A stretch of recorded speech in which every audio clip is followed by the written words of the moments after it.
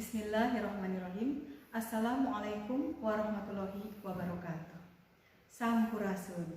Wilujeng katepang deui sareng Ibu Yeni Fitriani ti SMP Negeri 10 Banjar dina pangajaran Basa Sunda. Kumaha daramah siswa-siswi sadaya? Mudah-mudahan sadayana sehat walafiat tur tetap semangat dina diajarna.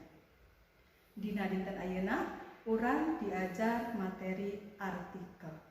Namun sadeacana urang padar heula kompetensi dasar sareng tujuan pembelajaran materi artikel.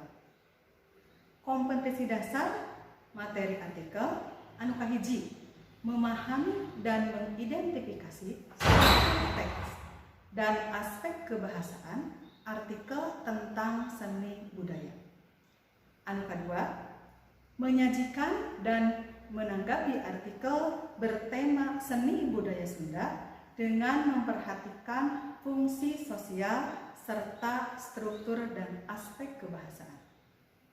Anu saterasna, tujuan pembelajaran materi artikel. Setelah selesai mempelajari materi pada bagian ini, peserta didik diharapkan dapat memahami dan mengidentifikasi fungsi sosial, struktur, dan unsur kebahasaan artikel seni budaya Sunda serta dapat menyajikan dan menanggapi. Siswa-siswi sadaya kantos ngadangu ngeunaan artikel? Artikel nyaeta karangan basa anu eusina ngaguar, medar, ngabahas atawa ngadadarkeun hiji perkara anu ngagunakeun katerangan-katerangan nepi ka bubuk leutikna anu dipalar sangkan anu maca menang katerangan atawa informasi anu tetela ngeunaan hiji perkara. Siswa-siswi sadaya ku kituna padaranana oge kudu puguh entep seureutna atanapi sistematis ngawinci ngagunakeun wanda basa anu lugas, tegas sareng jelas sarta ngagunakeun istilah anu geus maneh. Siswa-siswi sadaya tiasa ningal artikel dina koran, dina majalah, atanapi dina media online. Urang lajengkeun kana ciri-ciri artikel. Anu kahiji, tulisanana singget, padet, jelas jeung pedarana lengkap jeung tuntas. Anu kadua, sumberna tina fakta anu aya. Anu katilu, sifatna faktual, saluyuk jeung data anu dipikanya hokun nulis.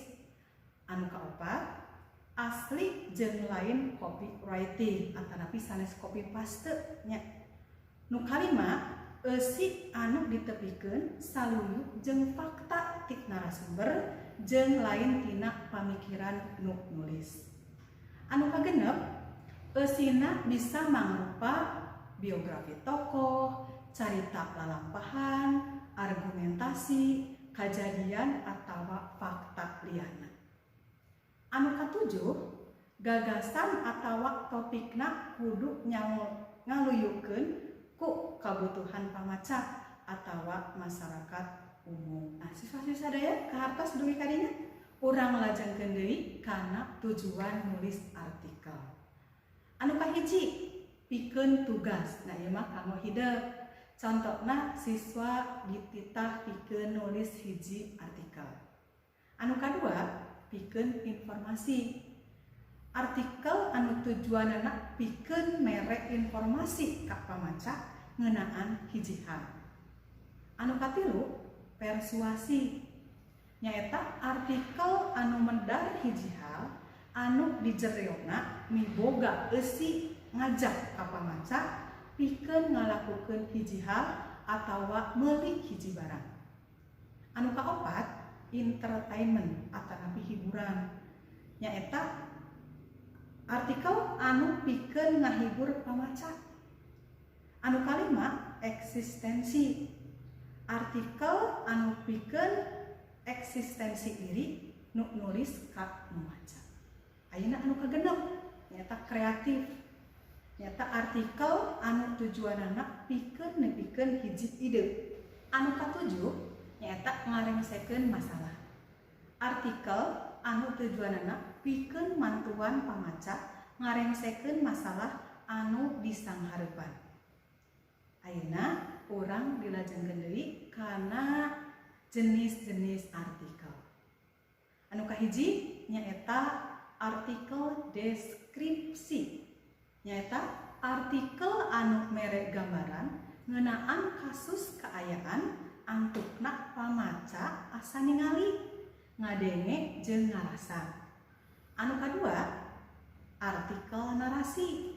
Nyaeta dina artikel narasi aya kajadian anu kronologis. Narasi bisa mangrupa fakta atau fiksi. Anu katilu nyaeta artikel eksposisi. Artikel eksposisi nyaeta artikel anu ngidangkeun pedaran ngeunaan pangaweruh atawa informasi secara leuwih jentre, leuwih lengkep. Dina artikel eksposisi aya fakta atawa data anu ngajorong kana informasi. Anu kaopat artikel argumentasi. Nyaeta artikel anu tujuanana pikeun ngabuktikeun bener henteuna pamadegan atawa kacindekan ku fakta atawa data anu jadi bukti. Anu salajengna artikel persuasi. Nyaeta artikel anu tujuanana mangaruhan kanu maca sangkan milampah hiji hal. Anu kagenep artikel eksploratif. Nyaeta artikel anu eusina ebrehan fakta-fakta dumasar kana kamandang anu nulis. Anu katujuh artikel prediktif. Nyaeta artikel anu eusina ngeunaan hiji hal anu sifatna bakal atawa acan kajadian numutkeun analisis anu nulis. Anu kadalapan artikel eksplanatif. Nyaeta artikel anu pikeun nerangkeun hiji hal kanu maca numutkeun rupa-rupa kamandang, utamana mah kamandang anu nulis. Nah, duwi ka dieu kahartos sadayana, sami sadaya. Nah, ayeuna dina pangajaran basa Sunda ayeuna artikel urang museur kana artikel seni budaya Sunda. Di awal pembelajaran tadi atos didugikeun naon hartosna artikel. Urang wiwihan deui nya. Artikel nyaeta katerangan karangan basa lancaran anu eusina ngaguar, medar atawa ngadadarkeun hiji perkara anu ngagunakeun katerangan nepi ka bubuk leutikna. Nah, ari kecap budaya asalna tina basa Sangsekerta anu ngandung harti pikiran, akal, pangaweruh. Nah, kiwari ngandung harti sagala rupa hasil pikiran akal jeung pangaweruh manusia. Budaya Sunda nyaeta hasil budaya seler bangsa urang Sunda. Nah, secara jembar budaya ngawengku unsur-unsur aya kasenian, teknologi jeung pakakas, nu katiluna tata cara hirup pumuh di masyarakat, nu kaopat basa, nu kalima pancarian jeung ekonomi, anu kagenep ilmu pangaweruh, anu katujuh kepercayaan atawa agama. Siswa-siswi sadaya, unggal bangsa atawa seler bangsa miboga budaya anu mandiri, anu beda jeung bangsa atawa seler bangsa sejena. Sok sanajan dina amparan pulo anu sarua upamana wae seler bangsa Sunda miboga budaya anu beda jeung seler bangsa Jawa.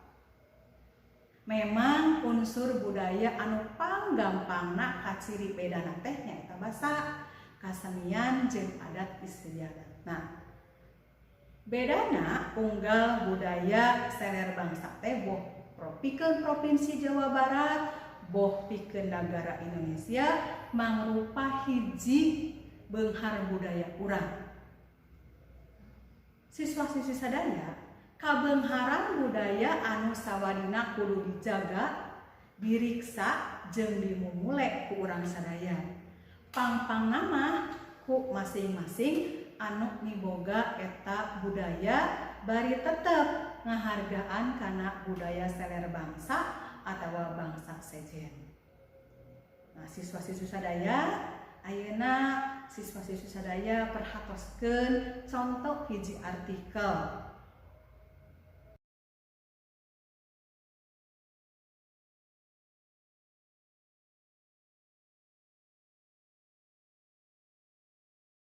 Siswa-siswi sadaya, dinten ayeuna urang parantos diajar tingamitan hartosna artikel, ciri-ciri artikel, tujuan artikel, sareng jenis-jenis artikel. Mudah-mudahan tiasa kahartos ku sadayana. Saatos siswa-siswi sadaya marhatoskeun kana contoh hiji artikel ayeuna bagian hidup kanggo ngadamel tugas atawa nepi pancen.